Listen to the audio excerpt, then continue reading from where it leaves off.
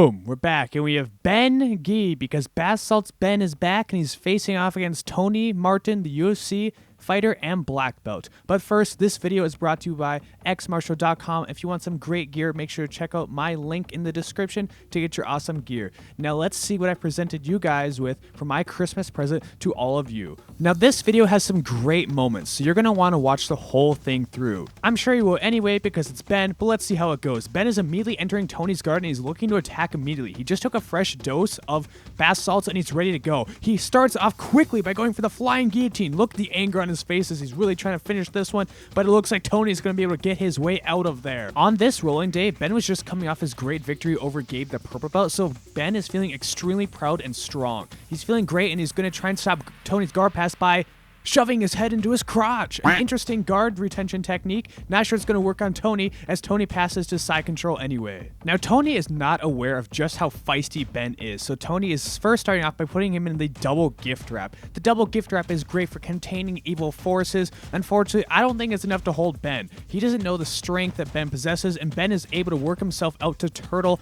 and he's trying to go to the front head. As we saw with Gabe, Ben actually has some pretty good front head defense. Even against this black belt, Tony's not going to be able to defeat him here. Ben is grabbing the arm and he's trying to escape, and he's not making any technical flaws. This is actually pretty interesting to see from Ben until he decides he wants to crucify himself.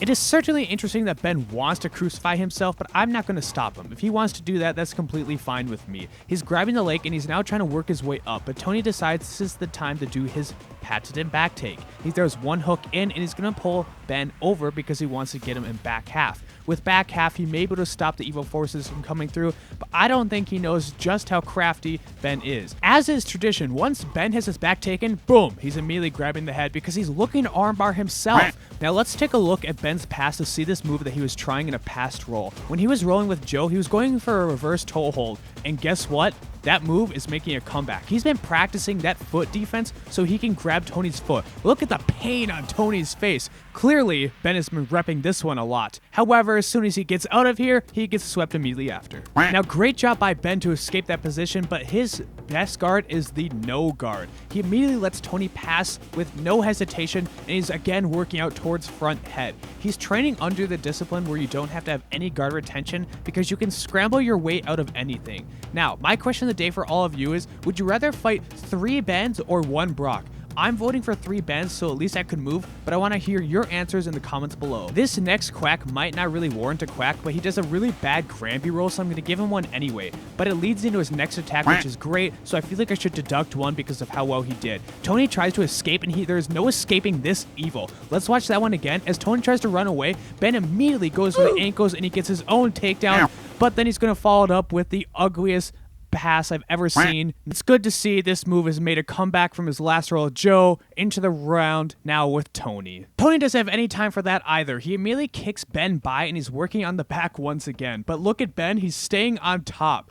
But this is so painful to see. Tony rips this Kimura on Ben and he folds him over. What he doesn't realize though, you can't Kimura Ben. We saw that with Gabe. He's not Kimura-able. He does get his back taken, and that was a nice back take by Tony, but if you think you can rip his shoulder out with a Kimura, you are completely wrong. You have so much to learn, Tony. Now, if you were thinking about clicking off at this moment, you're going to miss so much content. I would definitely continue to watch this video. Ben is now trying to escape the back control, and Tony's thinking he might be able to get a choke on Ben. Once again, Ben can't be choked either. He can't get Kimura'd, and he can't get choked, so all of this is futile to see from Tony's part. He is doing a nice job staying active, and Ben is trying to grab the head a few more times, but Ben is also effectively hand fighting and moving all around. Now this next quack is for Tony.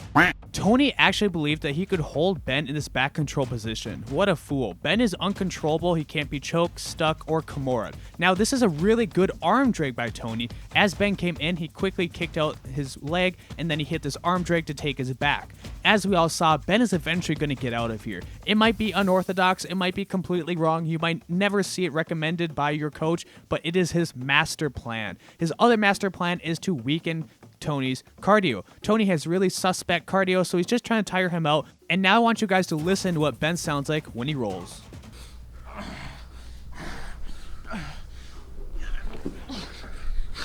Yes, Ben sounds like that the entire time that he is rolling, and it is an awesome use of his energy, except for it doesn't accomplish anything. Now the beast is in danger as he's been mounted and Tony wants to attack.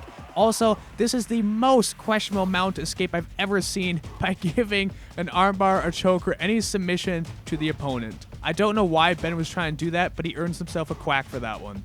Now viewers, there's only one submission that works on Ben, and we saw it in his last video with Gabe, so let's see what went down and how it happens to our hero.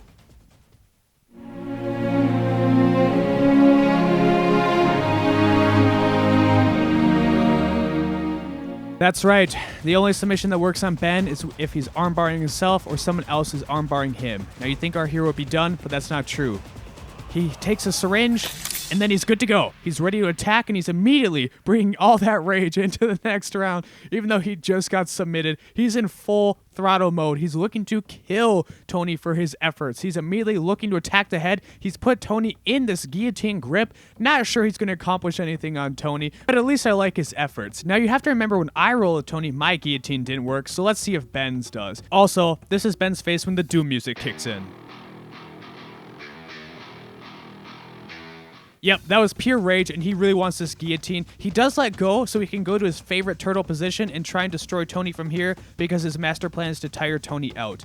Also, Ben knows a secret. Ben can't be held forever, and Tony's starting to get nervous. He needs that round timer to end so he doesn't get submitted to a white belt on video, because as we have all seen, Ben gets more powerful as the round goes on. His cardio is endless, and he's again trying to escape this back control position. Now, the real question is, what do you think Ben is going to do? Do you think he's going to grab the head to escape this position? Actually, you're going to be surprised. Ben is learning. From this spot, he's actually pushing Tony's knee because he wants to disengage the hook. Now, Ben is moving out and he's trying to circle into Tony by rotating his hips, but Tony does a nice job staying on top. The next part is really interesting because Tony taught the fall off guillotine / anaconda as the move of the day, and he's going to go for this on Ben. But again, you cannot do this to Ben. He won't be choked. He'll rather go out than tap out. So what we're going to learn from this video is that jiu-jitsu really, it's honestly pretty fake. If the black belt can't do his own move of the day on the white belt, it clearly is a fake martial art. Now, Ben is driving forward hard for the takedown, and Tony is sprawling with such little effort, but Ben decides if he can't take Tony down, he'll take them both down by getting some head. Yep, he grabs the head, he's going for a bottom headlock, and Tony is trying to smother Ben because he's so tired of rolling with this guy. This does bring us to the end of the video. It was a great roll. Remember, if you want some awesome gear from X Martial, make sure to check out my link in the description. I'm going to give Ben some rash guards for his performance. Also, thank you to all my current viewers and patrons. I hope you guys all appreciated your Christmas gift. Also, look at Tony's face.